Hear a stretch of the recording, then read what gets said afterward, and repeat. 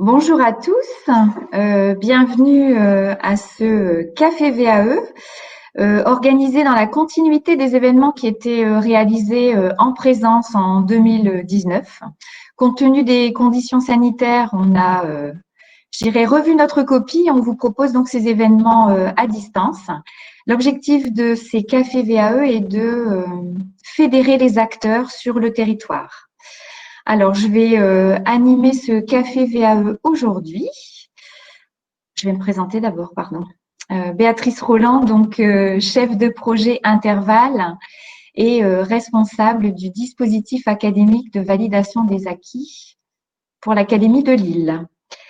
Alors, je reprends. Donc, je vais donc animer ce Café VAE en charmante compagnie. Donc, alors, Madame Odile Debuire, conseillère VAE du CNAM, qui vous fait un joli signe. Madame Chantal Dekerle, responsable de projet de l'AFPA Hauts-de-France. Aux côtés de sa collègue, Chantal Imbrèche, conseillère VAE AFPA de l'Homme. Karine Voss, conseillère VAE et formation continue pour l'Université de Lille. Sabine Hédé, conseillère VAE du CVA de l'Équin. Et vous avez aussi la photo de Maëlys Masquelier, qui est assistante de projet Intervalle, qui m'accompagne depuis avril 2019 sur ce projet, puisque j'ai le plaisir de l'animer aujourd'hui et d'avoir pris le relais de mes collègues qui avaient déjà fait un travail conséquent et on s'attelle à poursuivre les travaux engagés. Alors, je vais démarrer le PowerPoint. Au niveau de notre organisation, vous avez la possibilité de poser vos questions sur le chat qui est à droite de votre écran. Moi, je vais vous présenter dans un premier temps le projet Intervalle, faire un rappel sur les fondamentaux de la VAE, valider vos contacts et dans un deuxième temps répondre à vos questions. Alors, pendant le déroulé, nous interviendrons chacune à notre tour pour vous exposer les spécificités, surtout au niveau des ministères, puisque ce projet est un projet intercertificateur. Alors, présentation du projet Intervalle. Le projet Intervalle est donc un guichet VAE en Hauts-de-France, dispositif intercertificateur, partenariat de 8 ministères. Nous sommes la seule région en France à proposer ce dispositif en intercertificateur. Les ministères engagés dans ce projet sont donc le ministère du Travail, le ministère de la Transition écologique et solidaire, le ministère des Solidarités et de la Santé, le ministère de la Culture, le ministère de l'Éducation nationale, de la Jeunesse et des Sports, ministère de l'Agriculture et de l'Alimentation, ministère de l'Enseignement supérieur, de la Recherche et de l'Innovation et ministère des Sports.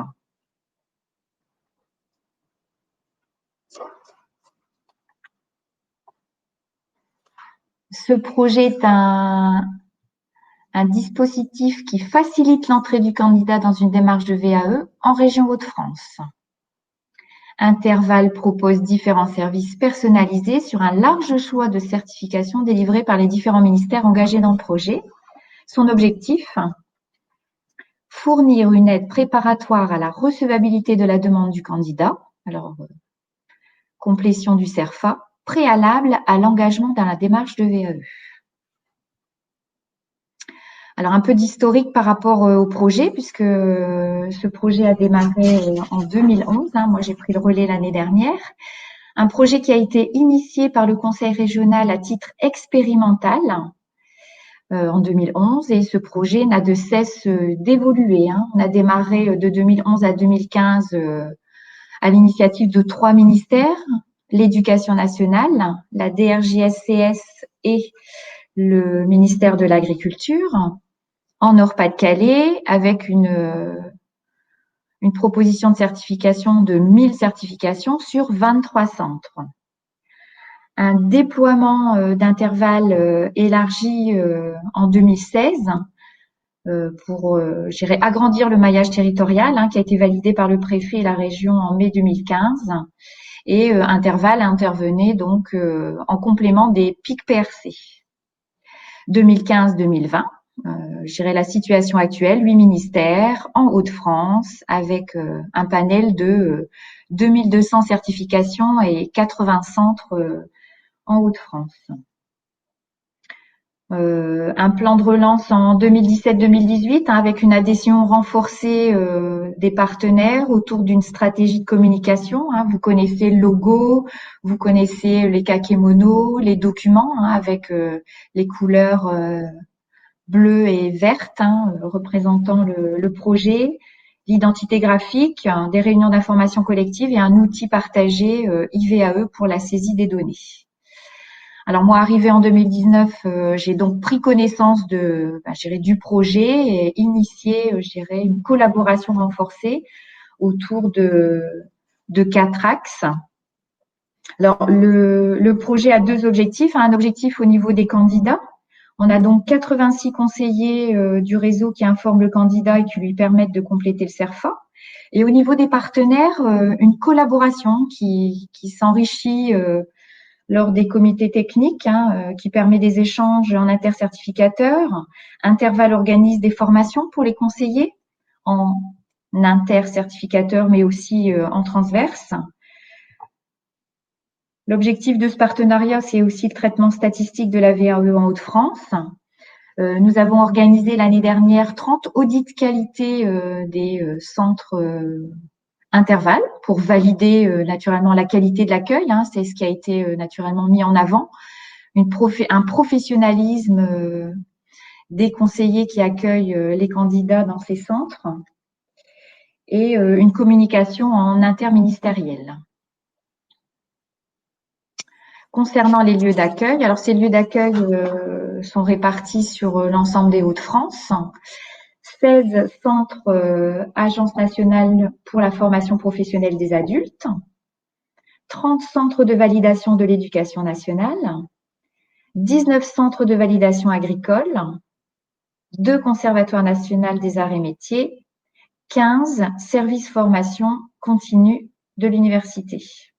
Alors depuis 2011, nous avons accueilli 64 935 candidats. 34 935 se sont inscrits, soit un taux d'engagement de 54%. Un site internet commun pour la promotion de réunions d'information collective, alors France VAE. France VAE est un site éducation nationale. Compte tenu de la crise sanitaire, c'est vrai qu'au niveau des réunions d'information collective, on a, réduit la voilure, puisque aujourd'hui, l'animation de RIC pour des personnes qui doivent se déplacer, les conditions d'accueil ne sont pas toujours faciles. Malheureusement, on a pas mal d'annulations aussi. Alors, sur le site France VAE, les personnes peuvent s'inscrire à une information plutôt qu'à une réunion d'information collective. On transforme ça plutôt en rendez-vous plutôt qu'en réunion d'information collective. Alors, intervalle son positionnement dans la démarche de VAE. Alors, on est en amont de la démarche, puisqu'on informe sur le projet de VAE et on aide à la constitution du dossier de recevabilité. Le candidat est reçu dans un centre intervalle par un conseiller, qu'il soit de l'AFPA, de l'éducation nationale, de l'université, du CNAM ou de l'agriculture. Le conseiller, comme il est formé en intercertificateur, va échanger avec le candidat et lui permettre de choisir la certification qui correspond à son expérience. Dans la poursuite de la démarche, le candidat sera donc accompagné dans la constitution de son dossier de validation. On en parlera chacun à notre tour lors des présentations des ministères. Le candidat constitue son dossier et passe devant un jury avec, dans l'idéal, l'obtention de la validation totale, soit une validation partielle. En validation partielle, le candidat sera reçu après son résultat en entretien post-jury. un incontournable. La personne qui n'obtient pas une validation totale a besoin d'être accompagnée aussi dans sa démarche pour poursuivre son parcours, soit se repositionner sur une nouvelle validation des acquis grâce à peut-être une expérience complémentaire ou le souhait peut-être de passer la certification. Le projet Intervalle 2020. Alors, on a un projet 2019 qui était orienté sur, je dirais, l'activité en intercertificateur pour le projet 2020, puisque j'étais aux commandes avec mes collègues. On a recentré le projet sur l'usager au cœur du dispositif, avec 3 ambitions. Accentuer la notoriété à l'interne et à l'externe, sécuriser la qualité de l'accueil, diversifier les modalités d'accueil. Alors, je ne dis pas que l'usager n'était pas au cœur de ce dispositif, mais il est, je dirais, primordial que cet usager ait une visibilité par rapport à la validation des acquis de l'expérience. 4 objectifs stratégiques. Alors, je reprends les pôles, renforcer la promotion du réseau, augmenter la visibilité du site. Alors, j'espère que parmi vous, vous êtes déjà, enfin tous, vous êtes déjà allés sur le site Intervalle, mais je pense qu'il y a encore mérite à élargir sa promotion. Je vous invite d'ailleurs à vous rendre sur le site et puis à gérer le suivre si vous êtes sur les réseaux sociaux. Alors, notre souhait, naturellement, c'est d'élargir le référencement naturel, mais pourquoi pas partir sur un référencement payant pour justement, quand on cherche la VAE en Hauts-de-France, qu'on puisse arriver, je dirais, directement sur le site Intervalle. Valoriser le dispositif auprès des entreprises et des usagers. Je dirais que grâce aux réseaux sociaux, grâce aux campagnes de communication que nous organisons à l'interne, l'objectif sur 2020 est en nette croissance. Sécuriser la qualité de l'accueil, alors dans la simplification des modalités d'inscription. Alors mutualiser, naturellement, notre objectif c'était de mutualiser les réunions d'information collective, mais compte tenu du contexte, c'est vrai que ça a été un petit peu problématique, mais ça n'est pas pour autant que le candidat ne peut pas, je dirais, se connecter sur le site Intervalle et puis trouver le centre le plus proche de chez lui pour prendre contact facilement. Le numéro aussi Intervalle. Faciliter l'orientation des usagers via effectivement ce numéro unique. La relation humaine incontournable pour la réussite des bénéficiaires. Alors là, l'idée effectivement, c'est comment je vais dire, d'accentuer les efforts sur les contenus que l'on propose lors des accueils et naturellement éviter les abandons. Et expérimenter l'accueil à distance. Alors là, c'était l'idée de 2020. Et on va dire grâce au Covid, nous avons tous pu, je dirais, tester l'accueil à distance avec une spécificité pour le projet. La DRJSCS a réalisé une cartographie des lieux d'accès au numérique en Hauts-de-France et notre objectif était d'expérimenter cette cartographie comme outil pour les conseillers Intervalle. On aura terminé l'expérimentation pour la fin d'année. Animer le réseau de partenaires, alors mobiliser les partenaires, animer, renforcer les collaborations au sein des territoires. Alors là, je dirais que l'animation d'aujourd'hui fait partie de ces renforcements de collaboration. Professionnaliser les conseillers et prescripteurs VAE. Alors au niveau des conseillers, ceux-ci bénéficient de sessions de formation en intercertificateur toute l'année. Et sur 2020, on a élargi en transverse sur la formation sur les réseaux sociaux, sur le cahier des charges au niveau de la qualité, sur la prise en charge de la VAE et des échanges de pratiques entre conseillers. Alors, un autre objectif stratégique, évaluer le dispositif. Alors, comme je vous disais, au niveau des centres Intervalle, nous avons organisé l'année dernière 30 audits de conformité. 10 audits seront organisés ici fin d'année pour rester dans cette dynamique de sécurité de l'accueil. Et un autre point abordé dans le dispositif, c'est la création du bilan. Si vous souhaitez j'irai consulter les résultats de la VAE en Hauts-de-France. Vous avez à disposition sur le site Intervalle le bilan 2019 avec des résultats par certificateur. Alors, un rappel des fondamentaux de la VAE. Le parcours VAE peut varier d'un certificateur à l'autre. Chaque parcours VAE comporte au moins 3 étapes qui sont donc une candidature, complétion du livret de recevabilité CERFA unique pour l'ensemble des ministères, un dossier relatant l'expérience, livret de validation et un oral devant un jury avec exercice de mise en situation pour certains titres et diplômes. La VAE nécessite un travail personnel pour rédiger le dossier qui relate les expériences et les compétences du candidat. Les possibilités d'accompagnement par des organismes experts en VAE, quel que soit le statut du candidat. Naturellement, l'accompagnement est vivement recommandé. On a certaines personnes qui souhaitent déposer leur dossier seul, mais l'accompagnement est une réelle plus-value.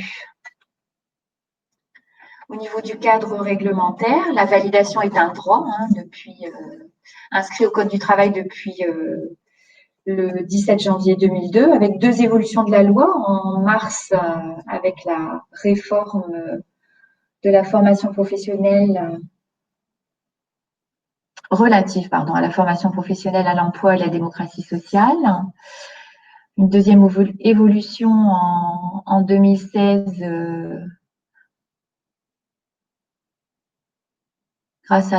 par la loi, je vais dire, relatif au travail, à la modernisation. J'ai rallumé ma caméra. J'ai mon écran qui a bougé, excusez-moi. Je ne voyais plus ce qui était écrit. Alors la loi donc du 8 août 2016 relatif au travail, la modernisation du dialogue social, sécurisation des parcours, un décret avec une grande modification puisqu'on était sur une expérience de 3 ans. À compter du 4 juillet 2017, on est sur 1607 heures pour être éligible à la VAE, avec une prise en compte des périodes de formation. J'y reviendrai sur un slide suivant. Un CERFA unique et commun à tous les certificateurs pour novembre 2017. La possibilité d'acquérir des blocs de compétences en 2018 et un décret en 2019 pour un assouplissement de la demande de congé, une prise en charge des frais de procédure et d'accompagnement par les fonds de la formation, la certification qualité des organismes, accompagnateurs et de formation. Alors, un focus donc sur le décret 2017. Nous sommes donc sur un an, au moins 1607 heures, avec une activité professionnelle de plus de 6 mois et des activités réalisées en formation initiale ou continue de moins de 6 mois. Donc, les périodes d'activité réalisées en formation initiale ou continue prises en compte sont donc, alors ce qui n'existait pas précédemment, des périodes de formation au milieu professionnel, des périodes en mise en situation au milieu professionnel, les stages pratiques, les préparations opérationnelles à l'emploi, les périodes de formation pratique de contrat d'apprentissage, de contrat de professionnalisation ou de contrat d'insertion. Alors avec un point de vigilance sur la durée des activités réalisées hors formation qui doit être supérieure à celle des activités réalisées en formation. J'arrive donc sur les diplômes qui sont envisageables dans le cadre d'une certification via le ministère de l'Éducation nationale. On est donc sur la nouvelle norme, niveau 3. Au niveau de l'Éducation nationale, le candidat peut valider donc un CAP, une mention complémentaire. En niveau 4, nouvelle norme, le BP, un bac pro, une mention complémentaire, un brevet des métiers d'art, un diplôme d'état de moniteur éducateur. En niveau 5, le brevet de technicien supérieur, diplôme des métiers d'art, diplôme d'état d'éducateur spécialisé, diplôme d'état d'éducateur technique spécialisé, diplôme d'état de conseiller en économie sociale et familiale. En niveau 6, un diplôme de comptabilité de gestion. Et en niveau 1, diplôme supérieur de comptabilité et de gestion, DSCG, et diplôme supérieur d'art appliqué.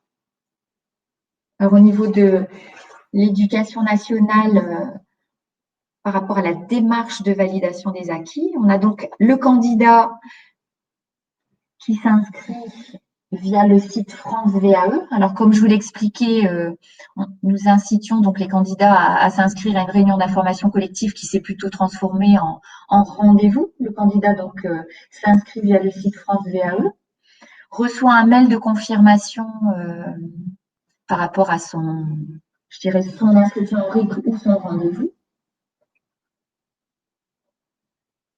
Le conseiller va donc recevoir le candidat et analyser avec lui sa recevabilité. Au niveau de l'entretien, le candidat, dans l'idéal, apporte un CV détaillé. On en parlait justement avec les collègues. C'est vrai que c'est un outil incontournable hein, quand on reçoit un candidat. La personne ne sait pas toujours avec quoi elle doit se rendre, je dirais, dans un centre, mais à minima, ça serait effectivement d'avoir un CV détaillé. Grâce à ce CV détaillé, donc la personne va positionner le candidat sur le diplôme le plus qui correspond à son activité professionnelle. La personne, une fois qu'elle a donc complété son dossier de recevabilité, elle le remet au centre de validation. Alors là, je parle pour les diplômes de l'éducation nationale. Hein. Mes collègues évoqueront, je dirais, leurs spécificités par la suite. Si le candidat obtient sa recevabilité, le CVEN, le centre de validation de l'éducation nationale, envoie un mail au candidat avec son courrier de recevabilité et lui remet une facture pro forma, puisque effectivement, au niveau de la recevabilité éducation nationale, le candidat participe au financement à hauteur de 250 €. Cette participation est une participation financière forfaitaire au processus de certification. Dans l'accueil du candidat est réalisée une étude personnalisée, je dirais, très complète et écrite. Alors effectivement, je ne vais pas dire que ça justifie les 250 €, mais aujourd'hui, il y a vraiment une attache particulière au parcours, hein, 1 an d'expérience et la réalité du projet de la personne. La personne, pour pouvoir déposer son livret, doit se préinscrire. Elle recevra sur son adresse mail un code d'accès au site France VAE. Cette personne se préinscrit et déposera son dossier ensuite via l'application France VAE. C'est le candidat qui se préinscrit et qui dépose son dossier. Alors, au niveau de l'éducation nationale, on a une harmonisation des dates de préinscription et de dépôt. Alors, on a une préinscription au 15 juin avec un dépôt au 15 septembre, un jury en octobre-novembre, une préinscription au 15 décembre avec un dépôt en dématérialisé hein, au 15 janvier, un jury en février-mars. Le candidat reçoit sa convocation de jury. Le centre de validation ne reçoit pas les convocations de jury, c'est le candidat qui reçoit sa convocation de jury. Le candidat, naturellement, peut se faire accompagner hein, dans la démarche hein, par un organisme de formation expert. Alors, on incite le candidat hein, lors de l'entretien à bénéficier de cet accompagnement. Le conseiller évoque avec lui la prise en charge. Le candidat,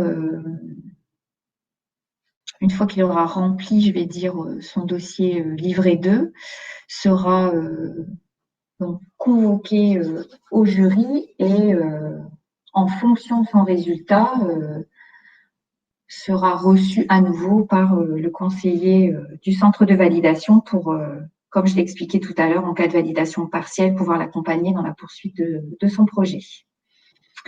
Voilà pour les diplômes de l'éducation nationale. On a, je dirais, un résultat de validation sur alors un global hein, au niveau de sur les niveaux et sur tout type de diplôme, on a une validation totale à plus de 75% pour l'ensemble des diplômes. Alors, dans le cadre du bilan 2019, les diplômes qui ont été les plus demandés au niveau de l'éducation nationale sont le CAP accompagnement éducatif petite enfance, le diplôme d'état d'éducation, le BTS management des unités commerciales, qui changera d'intitulé en 2021 pour le management commercial opérationnel, le BTS support à l'action managériale, le diplôme d'état moniteur éducateur, le bac pro coiffure, le bac pro commerce, le BTS négociation et digitalisation de la relation client et le bac pro gestion administration.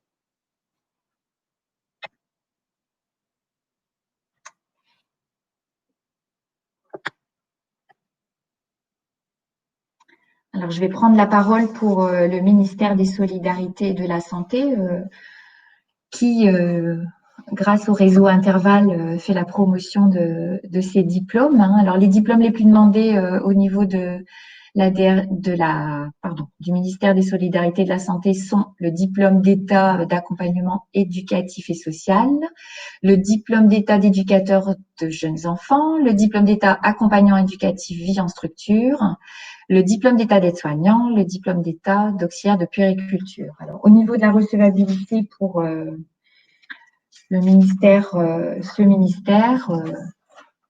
nous sommes sur une inscription via le site de l'ASP. Concernant le ministère des Sports, donc les certifications les plus demandées, le DEGEPS, Développement Territoire, Réseau et Projet, le BPGEPS, Loisirs tout public, le BPGEPS, Animation sociale, le BPGEPS, Activité physique pour tous, le BPGEPS, Activité équestre. Alors, au niveau de la recevabilité, on est sur la recevabilité demandée via le site de la DRJSCS et la recevabilité est traitée sur Amiens.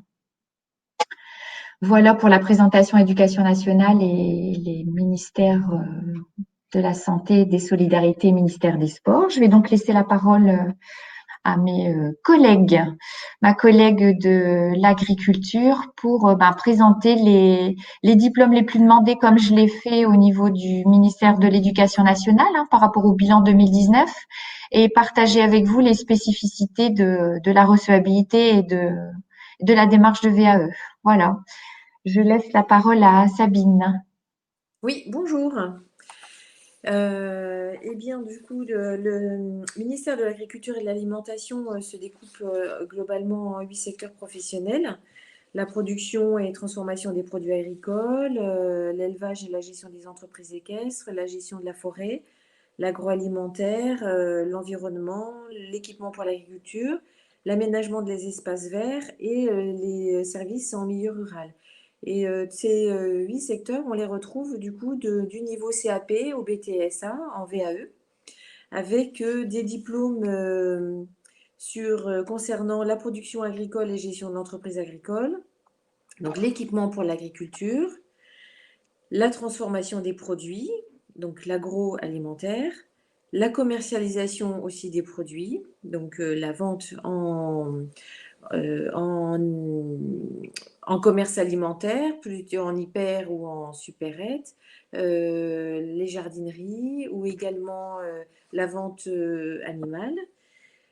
Vous avez et l'élevage, l'aménagement de l'espace et protection de l'environnement, les activités hippiques en font partie, l'élevage et soins aux animaux et les services. Alors on entend par les services, ça peut être les services auprès des personnes puisque nous avons quelques diplômes en lien avec le service aux personnes à domicile ou aussi également dans les collectivités. Un des diplômes les plus demandés en VAE et davantage, donc de ce fait-là, ce sera la deuxième page du slide. Merci. C'est le BP REA, donc le BP, un brevet professionnel responsable d'exploitation agricole. C'est un des diplômes les plus demandés en VAE dans le ministère de l'Agriculture. Le CAP A, donc du coup, c'est un CAP avec le A agricole, jardinier paysager et aussi très demandé. Il n'apparaît pas sur ce document le BP travaux paysagers, donc qui est un niveau légèrement au-dessus du CAP à jardinier paysager. Il y a également le bac pro aménagement paysager, en fait c'est la continuité. Et puis le BTSA, aménagement paysager. Ce sont donc les diplômes que l'on trouve le plus en jury VAE. Et après, donc, tous les autres, c'est vraiment en cas de demande et au cas par cas. Un autre diplôme du secteur agricole, c'est le bac pro technicien conseil en vente. Donc, comme je disais tout à l'heure, alimentation, production alimentaire. Et du coup, on pourrait rajouter jardinerie et vente en animalerie. Donc, le BTSA aliments et processus technologiques, qui est plutôt du secteur agroalimentaire. Et du coup, un autre également qui rejoint un peu tout ce qui est aménagement, gestion de la forêt, c'est le CAPA, travaux paysagers. Voilà, globalement, ce sont donc les diplômes les plus demandés, en sachant qu'il existe au total 134 certifications du ministère de l'Agriculture. Donc, à chaque demande, chaque projet, c'est une demande particulière. Donc, s'il n'y est pas le diplôme, le projet n'est pas dans la liste, il peut se trouver en tant que certification. Et la certification existe sans doute. Ça peut être aussi d'une spécialité en informatique liée au monde agricole. Ça peut être également une spécificité de comptabilité en lien avec le monde agricole. Voilà, c'est vraiment très large. Ce n'est pas exclusivement les métiers de la terre, c'est tout ce qui est périphérique également, qui peuvent être validés en VAE ou en formation d'ailleurs initiale, mais on peut y retrouver son projet bien ciblé avec le ministère de l'Agriculture. Voilà, hein. Je vous remercie de votre attention. Je passe la main. Merci Sabine. Merci bien. Ouais. Alors, on va laisser la parole à notre collègue de l'université, Karine. Oui, bonjour. Alors, concernant l'enseignement supérieur, ça porte évidemment sur les universités du réseau Interval en Hauts-de-France. Donc ici, on va retrouver bien sûr l'université de Lille, qui regroupe depuis 2018 l'université Aix-Lille 1, qui était dans les domaines de sciences et technologies, l'université Aix-Lille 2 dans les domaines de droit et santé, l'université Aix-Lille 3 dans les domaines arts, lettres et sciences humaines et sociales, donc regroupées aujourd'hui sous le terme de l'université de Lille. Mais le réseau Interval au niveau des universités, c'est aussi les universités pluridisciplinaires, je vais y arriver, notamment l'université polytechnique de Valenciennes, l'université Picardie de Jules Verne, l'université du Littoral, Côte d'Opale. Alors, sur le site Interval, vous retrouverez tous les contacts utiles. Alors, concernant le tableau du système LMD, licence master, les niveaux de l'ancienne et la nouvelle nomenclature, avec du DUT jusqu'au doctorat. Les plus demandés, on retrouvera les licences professionnelles et les masters pro, qui ont donc une visée plus professionnelle et donc sont les plus demandés au niveau des demandes VAE aujourd'hui. Si on peut avoir le slide précédent, je vais rester sur le tableau, merci. Je voulais juste faire un petit aparté sur les DU, les diplômes universitaires, qui sont des diplômes spécifiques à chaque établissement, qui sont également éligibles à la VAE, dès lors où ils sont inscrits sur le RNCP. Là, je vous invite d'aller voir sur le site France Compétences, puisque petit à petit, chaque DU, chaque diplôme universitaire est inscrit au RNCP. On va retrouver, par exemple, aujourd'hui, le DUMI, le diplôme universitaire des musiciens intervenants, sur lequel on a aussi beaucoup de demandes. Voilà, donc dans le cadre d'Interval, à l'université, les conseillers accueillent, informent sur la VAE et orientent vers le bon diplôme. Donc n'hésitez pas à à nous envoyer directement les personnes pour qu'on puisse voir avec les personnes quel est le bon diplôme avec le bon parcours, la bonne mention et le bon parcours, qui sont très très spécifiques finalement.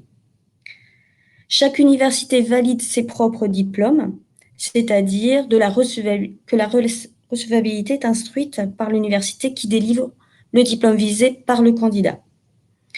L'instruction du dossier du candidat porte sur la recevabilité administrative, le CERFA, et également, et c'est très important, une recevabilité pédagogique qui est faite par un avis d'un enseignant pour chaque diplôme.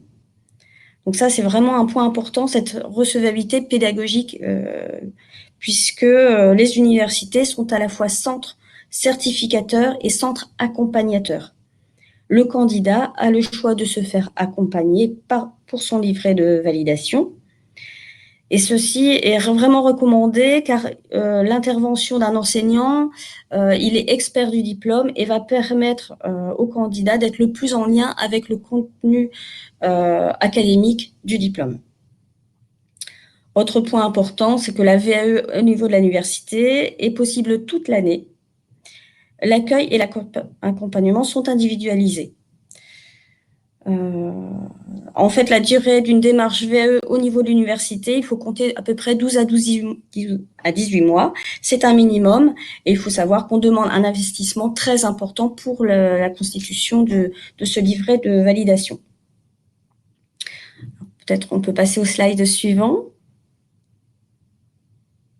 Merci. Alors ici, vous avez une liste non exhaustive des diplômes les plus demandés en volume. On va retrouver des licences professionnelles, les licences sciences et techniques des activités physiques et sportives, licences professionnelles contentieux et recouvrement, les licences professionnelles en assurance banque finance, licences professionnelles en management opérationnel dans la protection sociale, les licences et masters en informatique, les licences professionnelles en gestion des achats, les licences professionnelles métier de la sécurité, la licence professionnelle en gestion des achats et des approvisionnements. Mais ceci vraiment porte... finalement, on peut retrouver d'autres types de demandes, comme en sciences de l'éducation ou en psychologie. Finalement, tous les diplômes LMD sont accessibles et les demandes concernent tous les diplômes. Enfin, les universités ont aussi en charge la VAE pour les masters métiers de l'enseignement, qui est délivré par l'INSPE, l'Institut national supérieur du professorat et de l'éducation, concerne donc les enseignants qui n'auraient pas le grade de master. Ils peuvent solliciter une VAE sur un master MEF dans leur discipline. Ils peuvent s'adresser à l'université qui organise la VAE depuis l'accueil. Ce ne sont pas les INSPE. Quelques chiffres. En 2019, il y a eu près de 600 personnes qui ont été accueillies avec 70 jurys à peu près. Voilà, je vous remercie. Et je passe la parole. Merci. Oui, c'est gentil. Merci beaucoup pour ces informations. Je passe la parole donc à Odile du Oui, CNAM. Merci Odile. bonjour. Donc Odile Debuire, coordinatrice et conseillère VAE sur le CNAM Amiens, donc qui concerne les départements Aisne-Oise-Somme. Mon homologue François-Xavier Ribes est sur l'île et s'occupe des départements Nord-Pas-de-Calais. Donc au niveau du CNAM, ce qu'il faut retenir, c'est que le CNAM est organisé en région et pour la recevabilité et pour l'accompagnement. Les jurys, eux, sont organisés au niveau national au CNAM Paris. Alors, nous avons 658 diplômes et certifications différentes, ce qui laisse un large choix. Mais dans le top 10 des diplômes demandés, on peut remarquer le diplôme d'ingénieur en informatique, le diplôme d'ingénieur en génie industriel, licence art de la table, licence droit, économie, gestion avec 3 parcours remarquables. Il y a 6 parcours en tout, mais 3 sont très demandés en VAE. Il s'agit de gestion des organisations ou encore le parcours ressources humaines ou encore le parcours commerce. Nous avons aussi la licence pro en assurance, qui est la licence pro la plus délivrée au CNAM. Et nous avons également des titres RNCP, responsables en gestion notamment, ou le titre d'assistant de gestion avec des déclinaisons de parcours également sur le commerce ou la comptabilité. Donc une recevabilité et un dépôt de livret 2 complètement dématérialisé depuis 2 jurys, le jury de juin 2020 et le jury là, de novembre 2020. Tout est dématérialisé maintenant avec le problème de la Covid-19. Et du coup, nous avons une possibilité d'entrée-sortie permanente au niveau de l'accompagnement VAE, puisque nous organisons 3 jurys par an, toutes certifications confondues.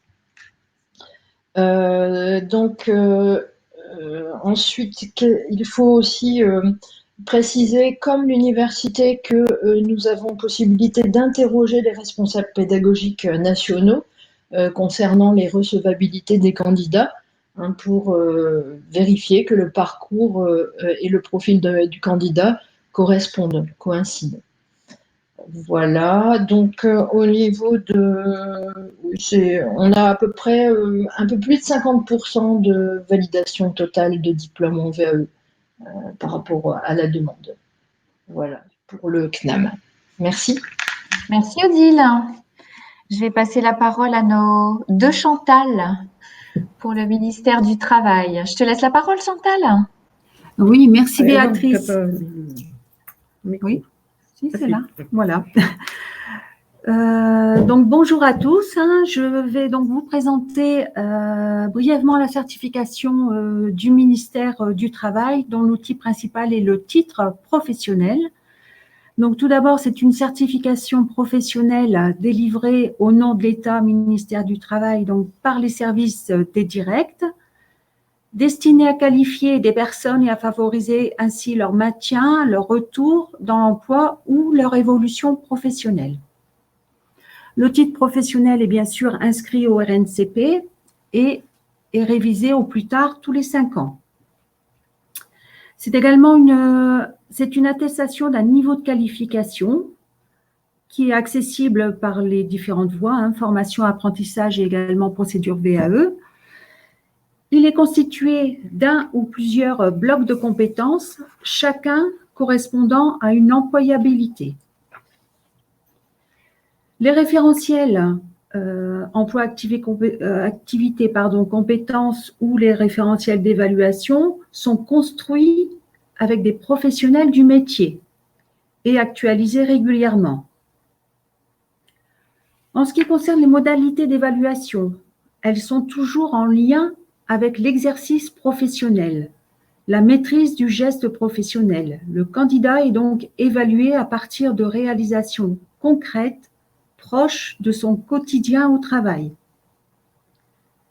Le titre professionnel atteste que le titulaire maîtrise les compétences, les aptitudes, les connaissances permettant l'exercice d'activités professionnelles qualifiées. Alors, quelques chiffres, quelques données socio-économiques. Donc, 246 titres couvrant de nombreux secteurs. Alors, avec une répartition donc à 35% pour le BTP, 35% également dans l'industrie et donc le reste, 30% pour la partie tertiaire.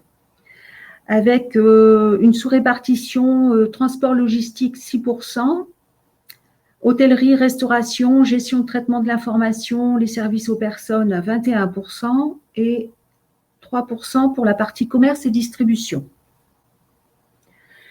Une majorité de ces titres sont des niveaux 3 et 4, mais couvrent également les niveaux donc de 3 à 6. 63,1% des certifiés sont sur un niveau 3. 17,7% sont sur un niveau 4 et 18,2% sur un niveau 5. Alors, on a également donc des données importantes en termes de taux de réussite, donc 74% de réussite aux sessions d'examen, avec un taux de 89,2% de réussite pour les personnes reconnues travailleurs handicapés. C'est également un dispositif qui est très prisé par les personnes en recherche d'emploi, 5 certifiés sur 10. Un taux d'accès à l'emploi 71%, quel que soit le niveau de qualification. Et enfin, donc, un outil qui répond aux besoins des entreprises. 87,8% des entreprises ayant recruté un certifié estiment que celui-ci a su s'adapter rapidement aux exigences du poste exercé dans l'entreprise. Enfin, des sessions d'examen qui sont organisées régulièrement par les centres agréés, ce qui permet au candidat de ne pas attendre trop longtemps pour finaliser sa démarche tout en gardant sa motivation. Donc voilà les grandes lignes du titre professionnel. Donc je vais passer la parole à ma collègue Chantal Abrèche, qui est conseillère donc VAE sur les sites de l'AFPA, l'Homme et Hasbrook. Bonjour à tous. Donc, moi, je suis chargée, entre autres, de l'information VAE. Donc, on a des réunions d'information VAE régulières qui sont répertoriées sur le site afpa.fr. Donc, tous les partenaires sont informés par ce biais. Et on fait également une information via pour Pôle emploi, donc Avril, qui est un site qui nous envoie également des personnes pour la VAE, et également donc un lien direct avec les conseillers Pôle emploi lorsqu'ils nous le demandent. Donc on envoie régulièrement les dates de réunions d'information collective VAE qui portent sur la VAE en général et qui font un focus en fin de ces séances sur le titre professionnel.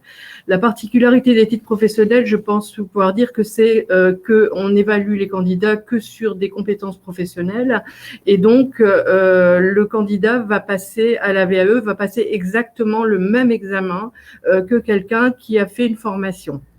Donc, avant de le positionner et de faire acte de candidature, nous organisons donc au sortir de la réunion d'information des rendez-vous individuels où on fait le point avec le candidat. Donc, on fait un positionnement VAE, c'est-à-dire qu'on vérifie que le candidat exerce bien le métier tel qu'il est décrit dans le référentiel que ma collègue vous a cité, donc qui s'appelle référentiel emploi, activité, compétences.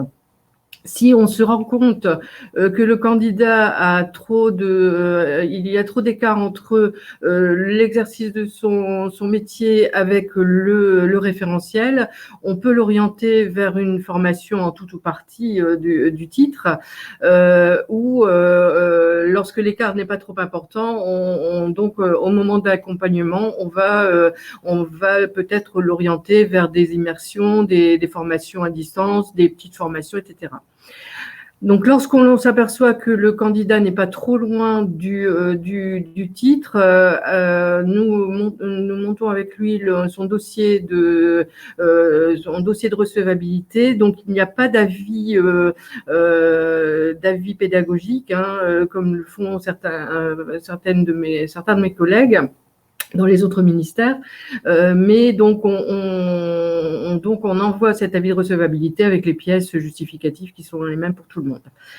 Lorsque nous envoyons ce dossier à la directe, et la directe va donner un avis qui va être valable 1 an, sachant qu'on peut quand même demander des prolongations, ce qui se fait régulièrement, mais c'est vrai que le fait d'être concentré sur 1 an, ça permet d'avoir moins de déperdition et d'abandon. L'étape, une fois qu'on a l'avis de recevabilité, on propose, bien entendu, un accompagnement. Mais le candidat peut aussi demander un accompagnement à un autre organisme que le nôtre, bien entendu. Donc, l'accompagnement, et dans l'accompagnement, il y aura l'aide à la rédaction d'un dossier professionnel qui va reprendre des exemples de pratiques professionnelles réellement mises en œuvre. Donc, on n'est pas sur un process, mais bien sur une description de ces d'activités professionnelles en lien avec les activités du titre du ministère. On les prépare également à un entretien, puisqu'il y a, pour tous les titres, il y a un entretien avec le jury, et et avant de passer le titre, on lui propose une familiarisation avec le plateau technique, hein, donc il se rend sur le site où il passera son examen.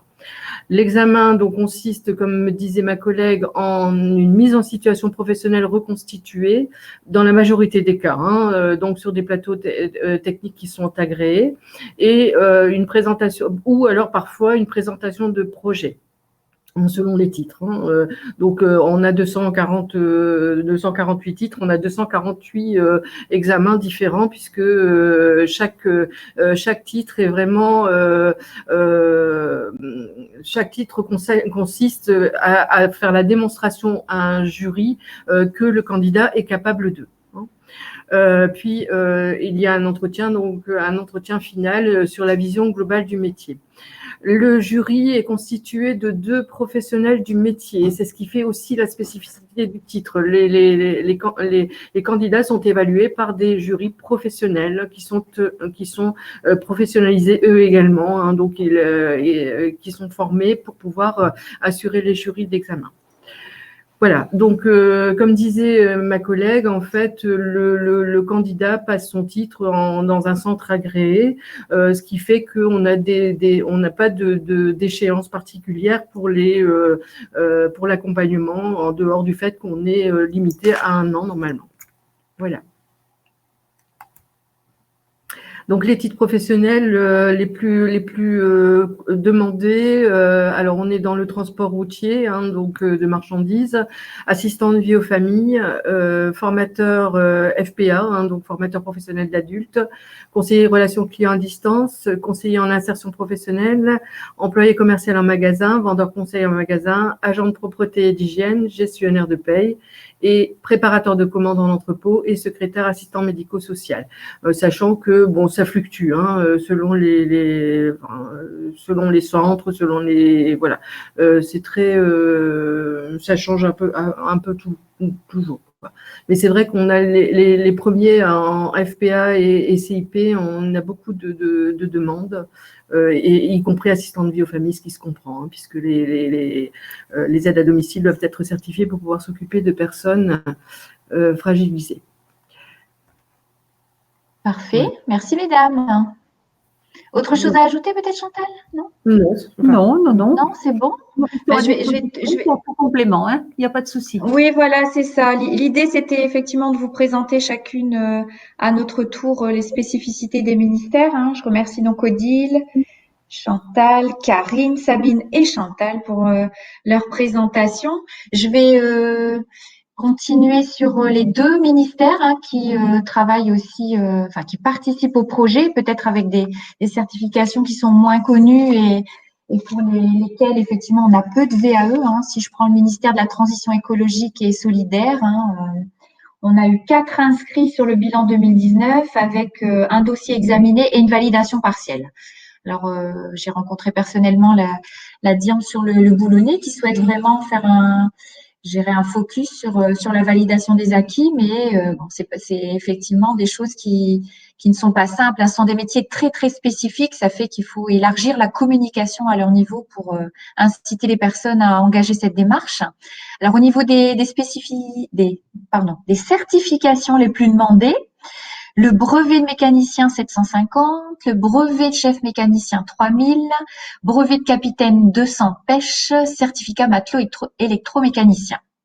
Et on a donc aussi le ministère de la Culture, hein, qui a rejoint le projet en 2016 avec des diplômes spécifiques au niveau des demandes de VAE. On a aussi peu de demandes. Alors le ministère de la Culture organise une professionnalisation des conseillers VAE du réseau Interval pour justement bien les informer et les inciter à positionner, et plutôt informer, on va pas dire inciter à positionner les personnes, puisque les personnes arrivent dans les centres de validation, mais bien avoir l'information, parce que on a des diplômes particuliers comme des diplômes nationaux supérieurs de comédiens, musiciens, danseurs, artistes de cirque, diplôme d'état de professeur de musique, professeur de cirque, professeur de danse, professeur de théâtre, certificat d'aptitude aux fonctions de professeur de musique et professeur de danse, avec des résultats qui n'ont pas été communiqués sur le ministère de la Culture pour 2019.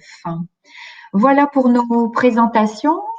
Alors, je voyais dans le chat une personne qui demandait effectivement si vous alliez avoir le PowerPoint. Bien sûr, hein, on vous l'envoie à la fin de la présentation. On vous a mis, enfin, je dirais, positionné un récapitulatif hein, des ministères pour que vous puissiez, je dirais par ministère, connaître les diplômes et je dirais avoir le détail de ce qu'on vous a présenté. Je vais en arriver au contact hein, parce que l'idée de ces cafés VAE, c'est d'effectivement présenter le projet Interval pour effectivement vous en ayez, je dirais, la connaissance parce que Interval VAE, on est sur une gestion en intercertificateur avec, je dirais, la possibilité d'accueillir les candidats dans nos centres avec une information qualifiée. Mais l'idée aussi, c'est de garder contact. Alors, je reviens donc sur la cartographie, hein, ce maillage territorial de 2020. Hein, je vous ai donné la répartition au niveau des centres. On est sur 8 ministères, mais on va dire qu'on a un maillage qui est réalisé sur le territoire grâce à 5 ministères, hein, puisque la DRGSCS, alors je vais parler de la santé, du sport, de la culture et du maritime. Ben, on prend en charge effectivement la présentation de ces diplômes dans nos centres. Hein, l'idée du partenariat Interval, les conseillers, leur mission, planifier, organiser des réunions d'information, accueillir, conseiller, orienter, présenter le réseau Interval. On a créé un support de communication commun pour que justement on ait tous le même discours, capitaliser les données dans l'objectif de fournir un bilan circonstancié à la région, évaluer la satisfaction des usagers. Effectivement, dans le cadre du réseau, les conseillers remettent une enquête de satisfaction après chaque accueil pour évaluer la satisfaction des candidats qui sont accueillis. Donc, 86 conseillers en Hauts-de-France. Selon les ministères, on vous a récapitulé donc l'accès par rapport à l'accueil, pas par rapport à l'accueil, par rapport à la recevabilité, j'irai proposer dans chaque centre. Comment nous contacter? Alors, comme je le disais au démarrage, moi je vous invite à vous rendre sur le site Interval qui propose le bilan 2019, le dossier de recevabilité, la répartition des ministères, la liste des centres avec les adresses, des chiffres clés pour gérer un cumul hein, depuis 2011, des témoignages, des liens utiles et une newsletter. On réalise une newsletter par trimestre et elle est à votre disposition et consultable sur le site. Si vous souhaitez nous poser des questions, vous pouvez remplir hein, je dirais le formulaire hein, de contact Interval et appeler aussi au numéro unique ou Maëlys Masquelier, hein, assistante de projet dont je vous ai parlé au démarrage, je dirais, sera ravie de répondre à vos demandes. Et je vous invite aussi à vous connecter sur le réseau LinkedIn et Facebook pour suivre nos actualités. Alors, on en a terminé par rapport à notre présentation. J'espère qu'on a réussi à vous donner des informations complémentaires. Là, je vais prendre le temps de répondre à vos questions. Alors, si je reprends là-bas, j'ai vu qu'on avait une demande par rapport au financement des 250 €. Un collègue a donc répondu, hein, les 250 € qui sont, demandés dans le cadre de la participation financière forfaitaire au processus de certification pour l'éducation nationale sont pris en charge par l'aide à la VAE et non pas le PASS VAE qui concerne l'accompagnement. J'ai vu qu'on me demandait aussi les dates de dépôt par rapport à l'éducation nationale. Alors, on est sur une pré-inscription au 15 juin pour un dépôt au 15 septembre et une pré-inscription au 15 décembre pour un dépôt au 15 janvier. J'espère avoir répondu à la question. Voilà, j'ai redonné les dates, le positionnement par rapport aux 250 €. Alors, Interval gère tous les ministères, pas tous les ministères. Alors, la question, Catherine, je ne sais pas ce que vous entendez par gère tous les ministères. C'est un travail collaboratif. Hein. Je dirais que Mes prédécesseurs ont donc, monté ce réseau en intercertificateurs. L'idée, ça serait peut-être de rajouter encore des ministères. Mais dans le terme gérer, je ne sais pas si Catherine peut me donner un détail par rapport à sa question. Je ne sais pas si elle m'entend. Catherine Lefebvre. Alors, on va dire que le GIP FCIP de Lille, de par son département d'Avord, est porteur du projet. Et en tant que chef de projet, moi, j'anime des comités techniques pour, remplir les objectifs qui sont fixés dans le projet. Mais en termes de gestion des ministères, moi, je dirais que les ministères gèrent la validation des acquis et c'est plus un travail, collaboratif et de promotion de la VAE en Hauts-de-France. Alors, une personne souhaitant valider un CAP ou un titre pro cuisinier. Ah, j'ai Catherine. Intervalle oriente, oui c'est ça, oui oriente. Oriente, mais aussi, aide à la complétion du livret de recevabilité. Est-ce que j'ai répondu à votre question, Catherine? Ah d'accord, merci. C'est particulier de répondre sur le chat, comme vous ne pouvez pas poser votre question. Après, j'ai repris la question de Euxodi. Une personne souhaitant valider un CAP ou un titre pro cuisinier doit-elle prendre contact avec l'AFPA et le CVEN? Non, elle prend contact dans un centre le plus proche de chez elle. Et le conseiller analysera son CV et verra avec elle quel est le diplôme le plus pertinent pour elle, en fonction de son projet. L'idée d'Intervalle, c'est un maillage territorial avec un accès à un centre le plus proche de chez soi. Et en fonction de l'échange avec le conseiller, la personne sera peut-être effectivement réorientée sur un autre ministère. Mais l'idée, c'est que la personne est bien reçue et accueillie et on étudie sa demande. Alors, travaillant en CIO et étant point relais conseil, nous accueillons tout type de demande de CAP. Au titre d'ingénieur, y a-t-il un document recensant toutes les procédures? Coût, délai de traitement des dossiers pour chaque ministère certificateur. Alors, je suis contente de la question, Damien. Je pense que c'est pour ça qu'on a lancé nos cafés VAE, parce qu'on s'est rendu compte qu'effectivement, on avait des demandes.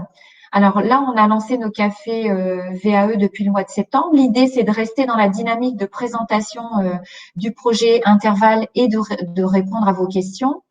Et on se demandait effectivement sur 2021 si on n'allait pas cibler les cafés avec une thématique particulière. Fournir un document, c'est un petit peu délicat parce que comme il y a des changements, si vous gardez le document, je pense que ça serait peut-être pas actualisé. Ce qu'on pourrait envisager, c'est peut-être mettre ces informations sur le site Intervalle et vous laisser à disposition. Comme ça, vous pourriez consulter, ces données. Et si vous avez des questions, n'hésitez pas à les faire remonter via le formulaire de questions. Je ne sais pas ce que vous en pensez, Damien, par rapport à la réponse. Parce que l'objectif, c'est quand même de toujours avoir une information actualisée. Oui, très bien. Merci, Damien. Je pense que c'est important de garder la main sur la qualité de l'information. Si on donne des listes, sur le site Intervalle, on met à jour dès qu'on a un changement d'adresse ou numéro de téléphone d'un site. Ça veut dire que là, vous pouvez toujours avoir un contact privilégié vous-même. Vous pouvez même appeler le conseiller, voir avec lui ce qui est plus pertinent. Moi, je pense que l'idée de mettre de l'information sur le site Intervalle, c'est plus pertinent. Alors, les questions posées, pouvez-vous redonner les dates? Merci Clémence. On gère le CAP. Avez-vous des informations concernant l'organisation des prochains jurys suite confinement? Alors là, on est sur le ministère de l'Éducation nationale, Laurence? Alors, comme je le disais au niveau de la présentation, c'est le candidat qui reçoit sa convocation au jury. Au niveau du centre de validation, on n'est pas du tout informé. Mais effectivement, on en a parlé en équipe. Alors, je regarde si Laurence… Ah, pas forcément. Alors, la question de Laurence, je reprends. Concernant l'organisation des jurys prochains suite confinement, je dirais que pour la partie, moi, je vais dire éducation nationale, on est sur la division examen et concours qui essaye je dirais, de positionner les candidats qui étaient sur la session de printemps en amont. Hein. Je vais peut-être laisser la parole à mes collègues au niveau des jurys. Qu'est-ce que vous en pensez? Après, Laurence, par rapport à des informations concernant l'organisation des jurys, informations, on est sur quoi? Sur des dates? Sur des... Je sais pas si Laurence, elle peut me donner peut-être un peu plus de détails. Pour les différents, il semblerait pour sanitaire mars 2021. Ah, alors là, j'ai pas d'informations à donner, Laurence. Je pense qu'on va regarder puis on vous renverra la réponse. Là, je suis pas en capacité de répondre. Je sais pas s'il y a un de mes collègues qui a eu un écho par rapport à ça.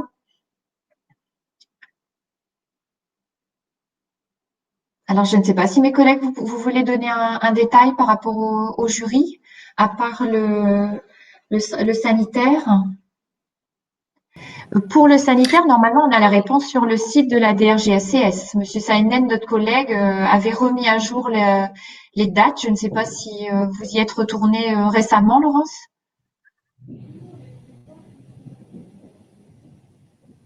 Bon, je laisse peut-être la parole à Chantal. Qui est-ce qui voulait prendre la parole? Karine? Par rapport à l'université, Karine, tu voulais apporter une précision? Oui, au niveau des jurys, mais simplement, enfin, au niveau sanitaire, je n'ai pas la réponse. Mais concernant Ouais. les jurys au sein de l'université, pour l'instant, on essaye de maintenir au maximum en présentiel. Et au fur et à mesure, on verra si on fera en distanciel. En tout cas, on essaye. C'est En la tout cas, question qu'on se les pose. Hein. sont prévenus et en temps et en heure par rapport à ça. Voilà. D'accord. Et nos collègues? Oui, alors du coup, en concernant le ministère de l'Agriculture, pour l'instant, c'est en présentiel.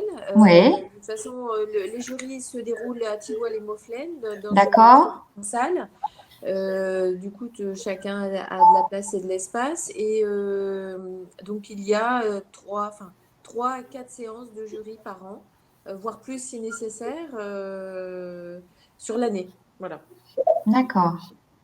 Chantal? Donc moi, je voulais En apporter. présentiel aussi, ouais. Oui, en présentiel, certaines sessions démarrent en distanciel actuellement à titre expérimental sur du FPA et du développeur web et web D'accord. mobile. Ce qui concerne les sessions qui sont décalées, elles sont simplement décalées au niveau des candidats et ils sont prévenus de toute façon du report. Si elles sont décalées, tout simplement, en raison du confinement et de la Covid. Voilà, mais c'est pas annulé, c'est simplement décalé. Ouais, je pense qu'on est tous dans la même logique. Hein. Ce qu'il y a, c'est que organiser des jurys, ça prend effectivement du temps. Il faut faire déplacer des personnes et dans l'organisation, ça n'est pas simple. Oui. Odile, tu voulais rajouter quelque chose peut-être? Oui, j'ai déjà répondu sur le chat. En fait, nous avons déjà, depuis le jury de juin et le jury de novembre se passe dans la même configuration. 80% sont organisés déjà à distance via Microsoft Teams. Donc, si les événements se maintiennent comme ça, on va pratiquement tout dématérialiser. Voilà. Donc, moi, j'ajouterais également, donc Chantal, pour le ministère du Travail, pour nous, il est difficile de faire à distance dans la mesure où il y a un geste professionnel qui doit être observé par un jury. Donc, oui. Voilà, donc pour certaines, comme je précisais, sessions où il y a la présentation d'un projet, il n'y a aucun souci, mais pour les sessions selon les titres, où il y a une démonstration du geste professionnel, c'est forcément en présentiel. Oui, c'est vrai, Chantal. Oui, ça paraît logique, effectivement. Ouais, pour le plateau, bien sûr. Ouais. En réponse alors je ne sais plus, c'est Thierry qui a posé non, c'est Damien qui a posé une question tout à l'heure. Clémence répondait effectivement, on est sur la création d'une foire aux questions qu'on mettra à votre disposition sur le site Interval avec une mise à jour régulière, mensuelle et mise en ligne pour que vous puissiez avoir les informations. Damien, lorsque le psychologue d'éducation nationale reçoit le futur candidat VAE, pouvons-nous l'orienter vers le centre Interval le plus proche? Votre premier accueil est-il gratuit? Oui, bien sûr. Oui, avec grand plaisir, Damien. Pas de souci. J'ai vu une autre question dessous. Merci pour ces infos, merci pour ces précisions. Il me semblait que j'avais vu si on pouvait contacter directement un centre intervalle. Ben oui, hein, si vous avez des questions, n'hésitez pas, hein, que ce soit pour vous en tant que professionnel ou pour un candidat. Je pense que le bénéfice est mutuel, hein, mutualisé du coup. Alors, après, les jurys du CNAM, Odile avait répondu. Merci pour ces infos. Alors, j'ai Clémence qui dit, Catherine dit, si une personne peut valider un CAP, on oriente vers Intervalle ou France VAE. Bah, dans l'idéal, c'est quand même d'avoir un accueil de conseiller. Moi, je dirais Catherine, hein. Enfin, pour avoir travaillé dans l'orientation aussi, on sait qu'un candidat de bas niveau a besoin d'être quelque part tutoré, si je puis dire. Dans l'idéal, si la personne peut se déplacer, qu'elle n'a pas de souci au niveau de sa mobilité, elle peut se rendre dans un centre intervalle et être reçue. Après, si on est sûr que c'est un CAP, que la personne est autonome, pourquoi pas effectivement l'inciter à s'inscrire sur France VAE pour avoir un rendez-vous. Moi, je pense que c'est à vous de voir en tant que professionnel, je dirais l'autonomie et la mobilité du candidat et de voir en fonction. Moi, je pense qu'il faut plutôt être au cas par cas. L'accompagnement de recevabilité à l'université n'est pas payant. L'accompagnement à la validation passe par le PASS VAE. Alors, au niveau de l'université, je vais laisser la parole à Karine. Oui, alors pour l'accompagnement de recevabilité, en fait, on ne peut pas vraiment parler d'accompagnement, on parle plutôt de conseil par rapport à ça. Et bien entendu, ce n'est pas payant. Cela devient dès lors où la personne a une recevabilité, un avis favorable.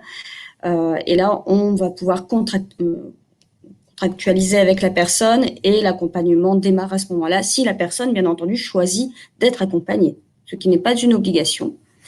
Et le PASS VAE, ce n'est uniquement pour les demandeurs d'emploi. L'accompagnement. Ouais, pour l'accompagnement, hein. Au niveau Oui. de la recevabilité, effectivement, il y a pour l'éducation nationale cette participation forfaitaire au processus de certification qui est pris en charge par le Pôle emploi, le CPF et Transition Pro, hein, qui ont fait la promotion Voilà, là dans une grande dimension, je dirais. c'est ça. Alors pour Transition Pro, l'objectif c'est pour le candidat de se positionner sur un organisme de formation qui accompagne et l'organisme de formation qui accompagne prendra attache auprès du centre de validation éducation nationale pour, je dirais, cette régularisation des 250 € puisque Transition Pro finance à hauteur de 2000 € l'organisme de formation qui accompagne. Et il ne finance pas la participation forfaitaire au processus de certification en amont. C'est au centre de validation de voir avec l'organisme de formation. Là, on est en cours de régularisation d'une petite procédure pour faciliter les choses. Alors, il y a Madame Atsamia qui demande, pour l'université, il y a des frais d'inscription pourtant, Karine. Alors, les frais d'inscription sont à payer uniquement si la personne reçoit un avis favorable et donc est accompagnée ou non dans le cadre de la construction de son livret de validation. Et à la fin de ce livret de validation, lorsqu'elle se présente au jury, elle doit être inscrite. Et là, oui, il y aura des frais d'inscription. Puisque pour se présenter, il faut être inscrit. Et on a un montant, Karine, parce que j'ai pas d'idée, moi. Oui, en fait, donc ce sont des frais qui sont définis par En fonction du l'université. niveau? En fonction du niveau. Par exemple, en licence, c'est 170 € et en master, 243 €. D'accord. Et ça, c'est pris en charge par la personne C'est elle-même. charge soit par le CPF ou soit c'est compté dans le PASS VAE. Ah oui, d'accord. Voilà. Est-ce qu'on a répondu à votre question, Madame Atsamir?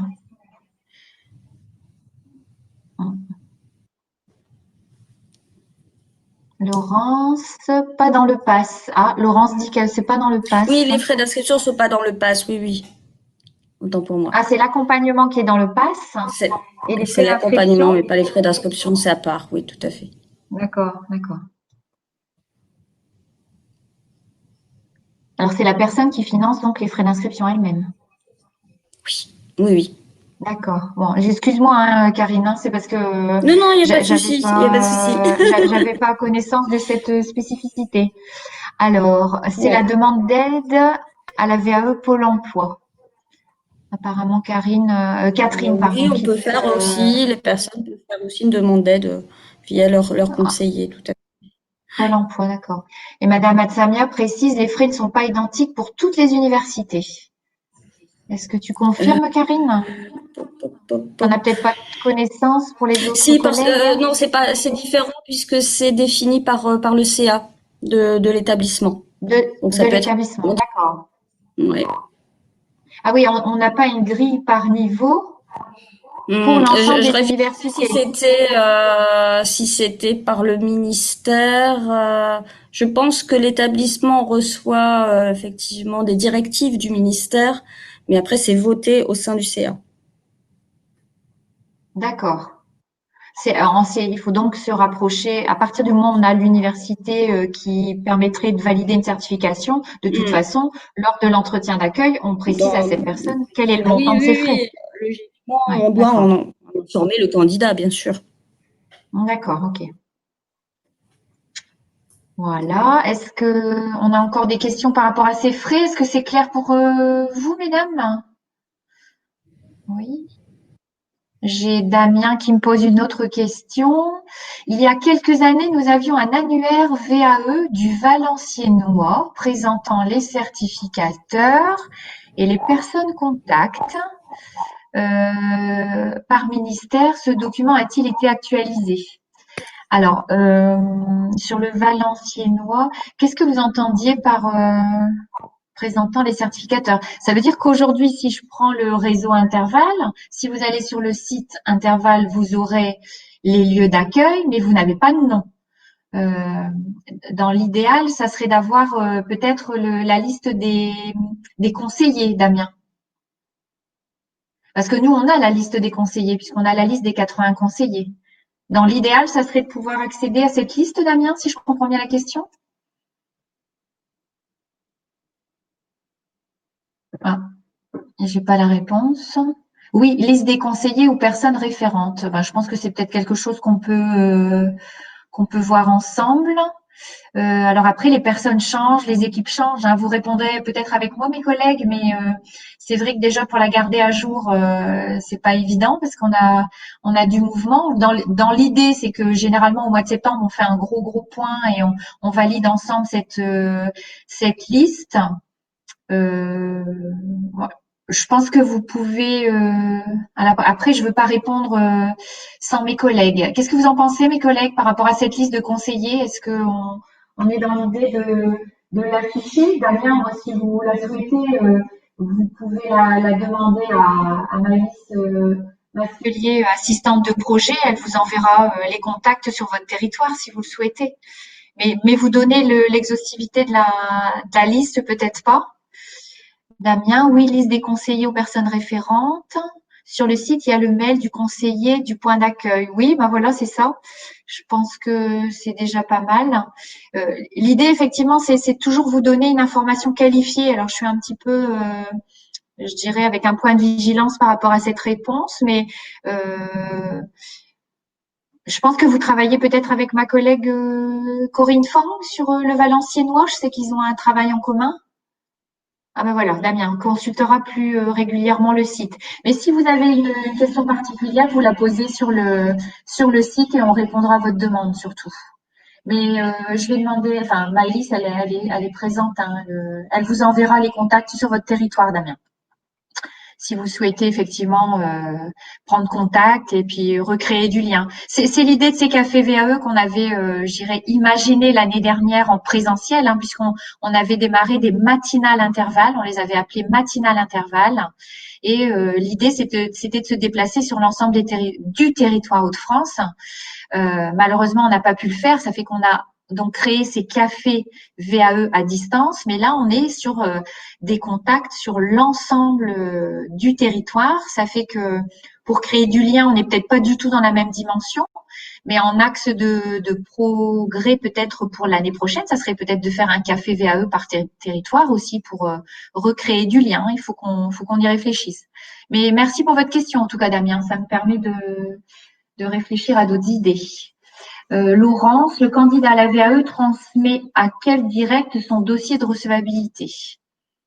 Alors là, je vais laisser mes collègues de l'AFPA peut-être répondre.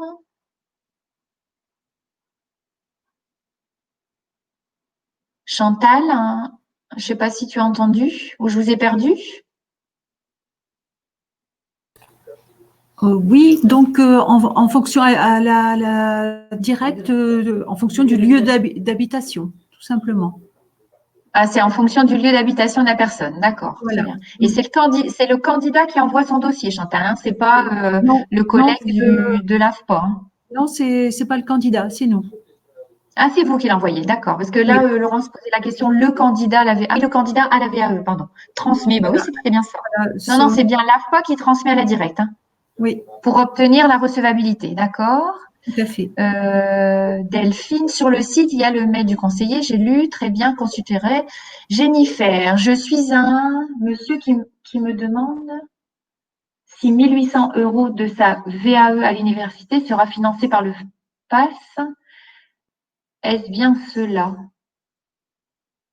Je suivre, pardon, c'est suivre. Pardon, j'ai mal lu la question. Vous accompagnez donc un monsieur qui me demande si les 1 800 € de sa VAE à l'université seraient financés par le PASS. Alors là, je ne sais pas dans quelle dimension. Je te laisse répondre, Karine. Après, je ne sais pas si tu as la réponse. Si on n'a pas la réponse, on peut vous répondre plus tard. Hein. Si les demandeurs d'emploi, ils passent effectivement par le PASS VAE qui prend en charge un autre coût, mais ça effectivement c'est un accord que l'on a directement par rapport à ça. Hein. Donc il n'y a pas de souci. Par rapport à l'appel d'offres, oui, il n'y a pas de souci. Au niveau alors là, je réponds pour l'université de Lille, bien sûr. D'accord. Est-ce que ça répond à votre question, Jennifer? Ah voilà, tout dépend de l'université, Madame Atsamir disait, oui, d'accord. On est d'accord. Ouais. Voilà, parfait. Oui, merci Jennifer. J'ai Delphine entre deux. Si ce n'est pas éligible au PASS VAE, il faut faire une demande de financement Pôle emploi. Voilà, on a une collègue donc qui a répondu. Parfait. Bon, je pense qu'on a répondu à quelques questions. N'hésitez pas, surtout Valérie. Y a-t-il une possibilité d'obtenir un financement à la VAE par le conseil régional? Alors là, on était sur le PASS VAE jusqu'au 31 décembre. Alors, dans quelle dimension vous posez votre question, Valérie? Pour un complément? La région finance l'accompagnement grâce au PASS VAE jusqu'au 31 décembre avec une modification à partir de janvier. Je ne sais pas si Valérie, vous pouvez me donner un peu plus de détails par rapport à votre question? Vous parliez de l'accompagnement? Madame Atsamia qui répond, il est possible aussi de mobiliser le CH. Ah oui, le chèque passe formation, d'accord. Question étudiant master de ma promo. Question Valérie Foulon. Vous êtes Ah oui, c'est Valérie, c'est ma collègue, d'accord. Question étudiant master de ma promo. Y a-t-il une possibilité de conseil régional? C'est un étudiant donc qui souhaite faire une validation des acquis pour les certifications marché passe VAE.